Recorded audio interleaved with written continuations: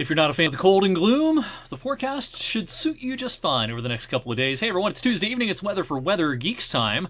We have lots of ups and downs coming in the next week or so, including some chances for some cold mornings and some frost, but the next couple of days it's hard to find much in the way of bad news. But today, not great. 18 degrees, cooler than average this afternoon, with temperatures staying in the 40s, kind of like yesterday. But we won't have weather like this again until Sunday. Between now and Sunday, we have some warmer weather to talk about. We'll also eventually have some rain to talk about. But today was pretty gloomy from start to finish, although we started to see some sunny breaks develop towards the end of the afternoon, especially in our southern viewing area. The satellite picture this evening shows a clear sky trying to develop over the last couple of hours, last few hours really, south of 224 down towards East Liverpool, and it's just crystal clear once you're down towards I-70 as of this recording. But this clearing will continue to work northward over the next several hours. We've got a recipe for a cold night tonight. Nothing unusual for this time of the year to have temperatures near freezing, but we've had some warm weather of late. You may have bought some hanging baskets to put outside during those 80-degree temperatures last week and into the weekend.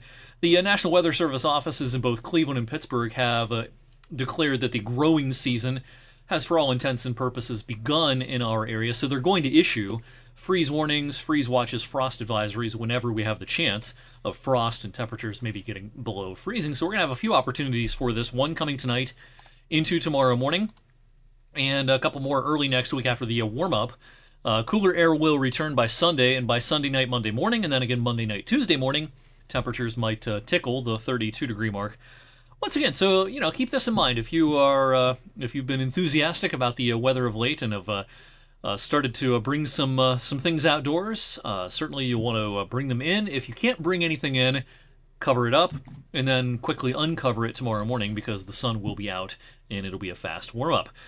Baseball, softball forecast for Wednesday, much better than the last couple of afternoons and evenings, no doubt. The sun will be out.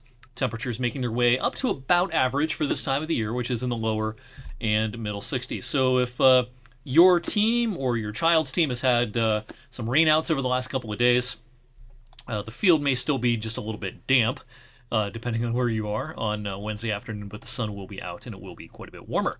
So no problems Wednesday afternoon, and what a great day we have coming up on Thursday with sunshine most of the day. That warm front lifts off to the north, allowing us to get into the lower 80s. Thursday afternoon. Unfortunately, that's probably the last time we're going to see lower 80s until sometime in May. Clouds will increase by Friday. Now, interesting system and setup here as we go towards Friday and the weekend. This looks like a whole bunch of rain's coming our way Friday afternoon, right? Well, not so fast. I think a lot of this is going to try to dry up as it comes east. And while we allow for a couple of showers Friday afternoon, the better rain chances will come Saturday as this system slowly pushes eastward. Borderline washout, we think, at this point, Saturday afternoon in particular, and some of the rain could add up fairly quickly. We could be looking at 3/4 of an inch to an inch worth of rain, most of this again coming Saturday, especially midday and afternoon.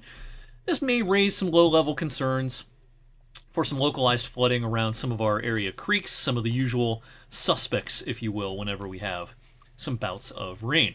You may have heard by this point, certainly if you've watched this video, if you've consumed other weather content online, El Nino is developing across the Pacific after 3 straight years of La Nina. We have a developing El Nino. Looks like it could be kind of a strong one, in fact. A big bounce back from the La Nina state we've been in the last few years. Now, there is a somewhat common perception that El Nino means warmth in the summer. Actually, it's the opposite here.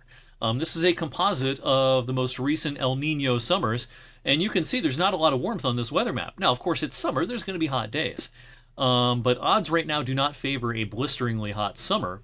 Whenever you have an El Nino, particularly what looks like a pretty strong one, that decreases the odds of blistering heat being extensive across the lower 48 states during the summer season. Precipitation-wise, while the Corn Belt typically does pretty well in El Nino summers with plentiful precipitation and a lack of drought, there are some signals when you look back at the archives of El Nino leading to some dry weather in parts of the Northeast and the Ohio Valley during the summer season. So we are concerned maybe about it getting a little bit dry this summer, but I'm not real concerned about it being an excessively hot summer El Nino globally will increase the global temperatures, but locally where we are, I don't think the odds will favor at this point any sort of abnormally hot summer. So we'll talk more, of course, about the summer season as we get a little bit closer. We'll talk more about the weekend coming up as we get a little bit closer. You can look forward to that in future editions of Weather for Weather Geeks. Thanks for tuning in